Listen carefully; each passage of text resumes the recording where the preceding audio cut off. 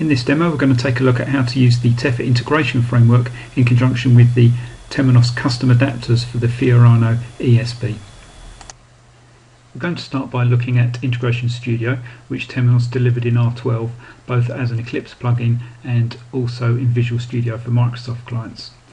Within Eclipse we have an Integration Studio perspective, and here I've created a new T24 integration project which I've called T24. That's created 4 folders for me: events, flows, log and schemas, and I've then created a new event using the new T24 event wizard. The event editor is concerned with the exit point from T24, that is, when the event will be triggered and emitted. I have 3 options. I can emit when a particular version is used to commit a T24 contract, or I can select application, in which case regardless of the version used that application will always emit an event. And for R13 we have a third option, which is to emit an event linked to a component service. Each time a product team deliver a new component, it's automatically added to a service repository, and that repository is available to me in this design time environment. So I can select any of those services. So here we have payment enhancement service, which the banking framework team delivered in R12, and within that service I can select any of the available operations, and then whenever that component operation is invoked by T24, I'm saying I want a message to be emitted. But for the purposes of this demonstration we're going to stick to a straightforward funds transfer version. Funds transfer, new. Now for a version or an application we have a choice of 2 exit points. We can emit the message at the input stage of the contract or upon authorization, and we're going to select the input stage and then move to the flow tab. When we talk about a flow, we're referring to the format of the message which is going to leave T24 at runtime. Now I have a choice on this tab. I can either specify a new flow and click edit, or I can click browse and share an existing flow between multiple events. So I've created a flow here I've called funds transfer, which launched the flow editor, and the actual flow itself can be seen here in the flow folder. This scrollable list box has got all the fields retrieved from the standard selection record in T24. It's a mixture of fields which are taken directly from the funds transfer contract, but also enrichments which may be translations across one or more T24 tables. So there's an example. If I bring up the standard selection record, I created a J type called debit currency negotiable amount, where from the account number from the debit side of the FT I translated across to first the account record, picked up the currency for that account, and then translated across to the currency table. And that debit CCY field is available as an enrichment, and so if I select that as one of my fields on the flow, at runtime when I commit the contract, that enrichment will be resolved and included on the outward message. So I've double clicked a selection of fields from this list to build my flow enrichments, my outward message, and I've selected reference number, a few fields from the debit side of the transaction and a few fields from the credit side of the transaction.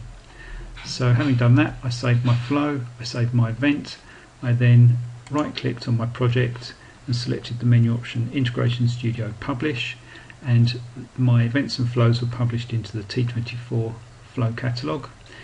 At that time a schema describing this message was constructed and returned to the design time, and I can see that in my schemas folder, and that's available to view in this editor, and you can see that that is a schema that includes the debit and the credit fields, and also some additional fields that we always include on every message that leaves T24, fields such as the company ID, the operator, the bank date and the stage the transaction is at. So when we talk about the flow catalogue in T24, we're talking about 2 tables. The first is IF exit points, which is keyed on the version or application to which our event is linked, and you can see the input stage, which is when we want the message emitted, the project name I created in Eclipse T24, and then the name of the flow, which was funds transfer. quite a simple table, and the second table that contains the contents of the flow itself is IF, Integration Flow Catalog. So here are all the fields that I selected as enrichments, and we automatically create an XML friendly name for those T24 field names. And then the last field on this table is the schema, which is the identical schema to the one we saw in Eclipse. So that schema resides both in T24, and it's also returned as a convenience to the design time. So let's now turn our attention to the design time from the middleware perspective. So here we're using the Fiorano eStudio, which is also an Eclipse based environment, and Fiorano uses the concept of event processes. It has a repository of those processes, and I've created a range of prototypes in this folder here. And key to the eStudio is the service palette over here, which provides a range of components. So it gives me FTP capabilities, email in and email out via SMTP. I have got database connectivity components. I've got a range of JMS and MQ components, and it's on here that we find the Temenos inbound and outbound custom adapters. So it's important to understand some terminology before we start. Whenever we refer to inbound and outbound, we're always talking about from the point of view of the ESB, from the middleware. So I've started this process by dragging the T24 inbound adapter onto this diagram, and this is the component that's going to receive the message that we just designed in Integration Studio, the message that is emitted when I commit a contract using the version funds transfer common U. The way to configure any Fiorano component is simply to double click it in situ. So if I show the configuration of the T24 inbound adapter, I've first specified how I'm going to connect to T24, which might be via TAF-C agent, it might be straight into TAF-J, or it might be via the component WSDL interface. I've specified the host and the port, the OFS source ID I'm going to use, and my credentials. Okay, the next phase is what we describe as the enterprise metadata discovery phase. So if I click on the browse button, at that point the component connects to T24 and it browses the flow catalog that we looked at earlier, and it shows me all the schemas that are available, that is all the messages that T24 is capable of emitting, and one of those is the message that we just designed, the T24 funds transfer. So I double click to select that message. So we now move on to look at the runtime connection details, which are going to be used after we deploy our event process. And again, I have a choice of TAF-C or TAF-J, and Fiorano has the concept of named configurations. So here I've set up a configuration for my development environment, which is the credentials I use in that environment, and I only need to do that once, and then I can reuse that named configuration for different instances of the component. And similarly, I've got some TAF-C connection properties, enable pooling, hosts, minimum pool size, and so on. So the last thing I need to do in the final page of the wizard is to specify the scheduling information, which is how often the adapter is going to poll the event table in T24 looking for messages which comply with the schema that I selected, the T24 funds transfer schema. I've selected an interval of 10 seconds for this demonstration. So having configured that, automatically associated with this output port on the adapter is the schema which we saw earlier on. The schema that describes the debit fields, the credit fields, and those additional fields that are automatically added onto the end of every event. So what I was then able to do was, from the transformation section, drag an XSLT component on, and if I double click to configure that, that allows me to perform a mapping between the T24 schema that's automatically been retrieved, which we can see on this side, debit account name, debit currency, debit amount, and a schema from an external system. I've got an example here that I just handcrafted, so it's called money transfer, and it's got the equivalent fields, the debit and the credit fields. I was then able to simply drag and drop from source to destination across the two schemas. This was obviously quite a simple example. If I've got more complex transformations to perform, then Fiorano provides a number of tools in the funclet view here, such as string conversions and lookup functions and maths functions and so on.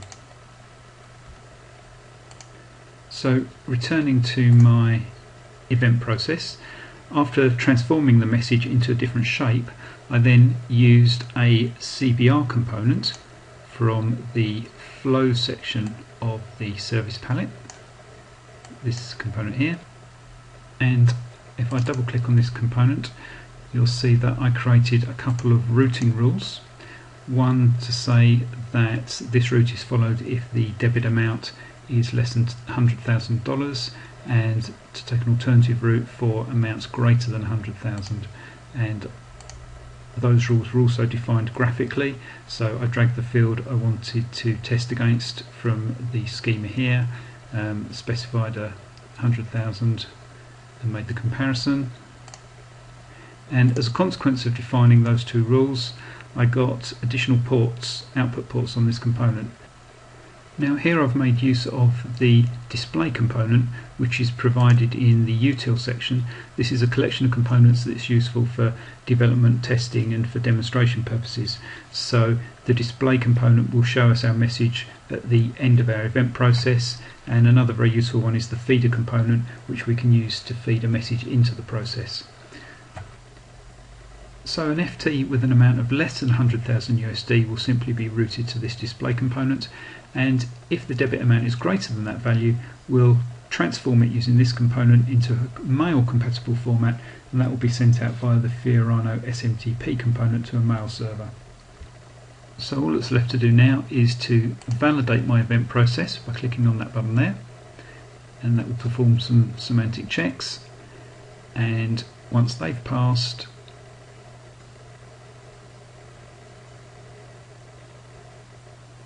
I'll click on the play button, and that will actually deploy my event process into the Fiorano server.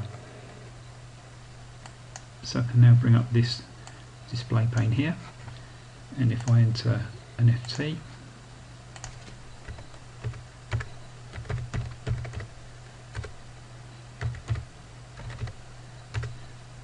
for 99,000 USD, accept those overrides, you'll see that within the 10-second polling window that message is immediately fed through and displayed in the format that I specified in my schema. So let's now generate a second contract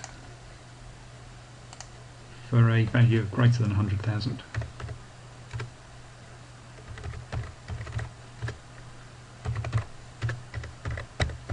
$101,000.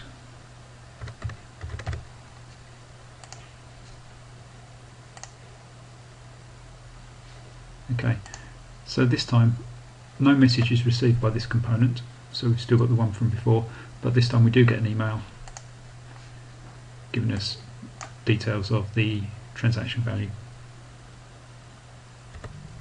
So a single event in T24 committing the FT contract has resulted in a single message leaving the system, and we've performed all our transformation of that message and the routing of that message outside of T24 in the middleware. So that was a simple example. Let's now take a look at a more complex event process, which is designed to illustrate the typical side effects of a financial event.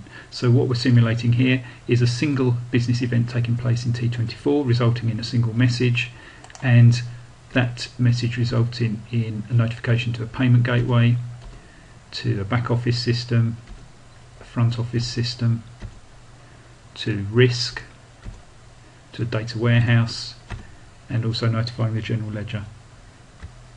So I've configured here an identical adapter to the first example, listening to the same events, but in this example I've chosen to make a number of web service calls using these components in order to enrich the message that leaves T24 and to build a superset of all the information that's required by the 6 external systems we just saw on the previous slide. So I'm using XSLT components to construct SOAP requests to feed into the web service, and also to take the SOAP response and build that at each step into the single message which ultimately I'm going to dispatch down each of these 6 routes. So we saw when we looked at Integration Studio that on the message that leaves T24 we can include quite complex enrichments which require translations across multiple T24 tables, and that's fully supported. But it's also acceptable to call back into T24 or to third-party systems, perhaps a customer MDM system, to add further enrichments of static data to that message before it's routed onward. We'll look in more detail later in the demonstration at the T24 Outbound Adapter, which is the ideal means by which to call back into T24. But here I've done an example using TWS web service calls, and also in order to illustrate another of the Fiorano components, I've introduced a database lookup with a trivial example where I have a table in a MySQL database which for any customer number I can retrieve a hat size.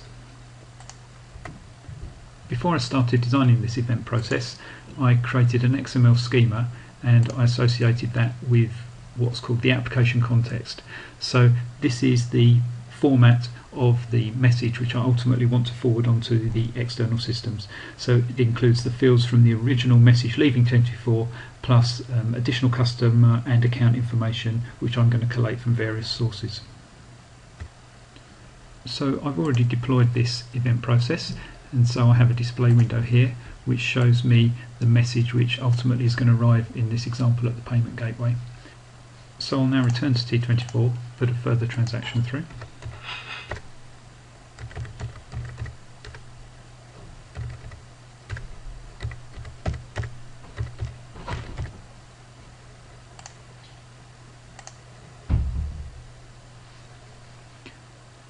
And now within Fiorano in the display component I can see the message arriving at the payment gateway containing details about the debit and the credit side, but also with some further enrichment from the customer table, from the account table, and also in this case from my SQL database where I've retrieved the large hat size of this client.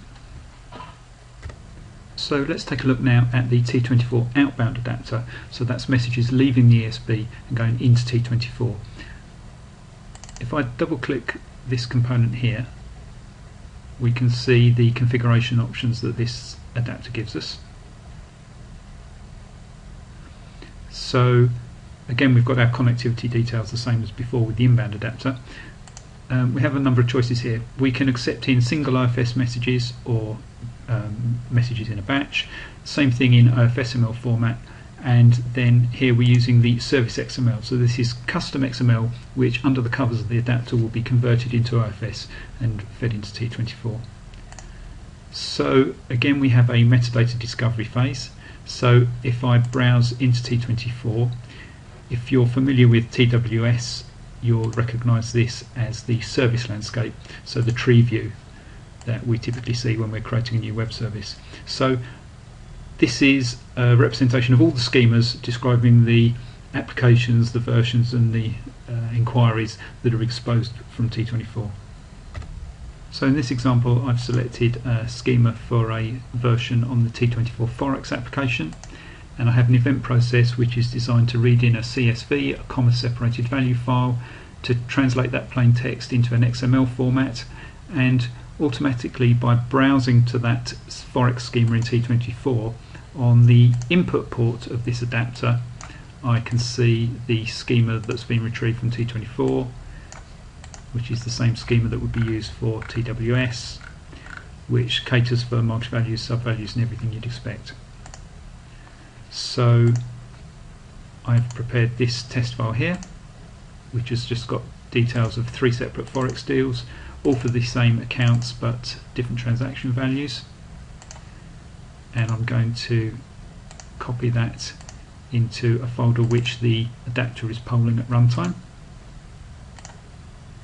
and the adapter will automatically pick up that file, process it and then move it to a separate processed folder. And therefore by looking at this display component we can see the message just before it's injected into T24. and here is that display window. So here we can see the 3 separate messages where the CSV file has been broken into 3, and we can see that the transaction value is different on each of those messages.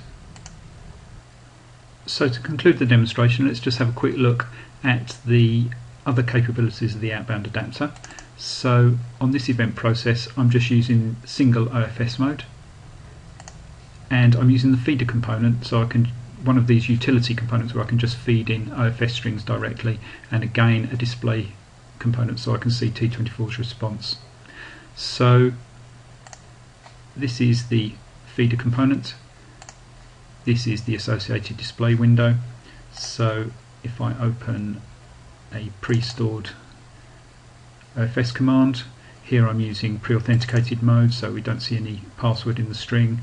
I'm using a different version here, and if I send that message, I will immediately see T24's response come up in this window, and we can see that a contract ID has been allocated. And similarly, in this second flow here, I'm using the Outbound Adapter with batch OFS mode. So in that case, the feeder component allows me to use the request tag notation. So in a single round trip to T24, multiple deals will be injected. And in the third example, I'm using OFSML. So same data, but provided in an XML-like format. So that syntax is also supported. So that concludes our demonstration. We've had a look at codeless integration with T24, considering both inbound and outbound from the perspective of the ESB. At no point have we had to write any JBC code or attach a local routine to a version. We've understood that one business event in T24 is encapsulated in one transaction and results in one message leaving the system, and that all the transformation and the routing of those messages can now take place outside T24.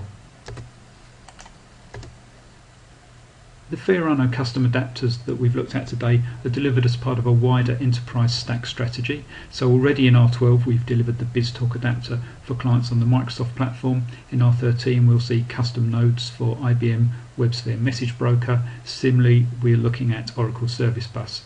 But Fiorano will ship out of the box with T24, so it's the ideal choice for clients who haven't already got an incumbent ESB, or universal clients who are looking for a bank-in-a-box solution. If you would like to read more about the integration framework or any of the 6 frameworks delivered as a part of TEFA, then please visit our pages on T-Connect. We also have a number of active groups on Yammer, and we look forward to receiving your questions there.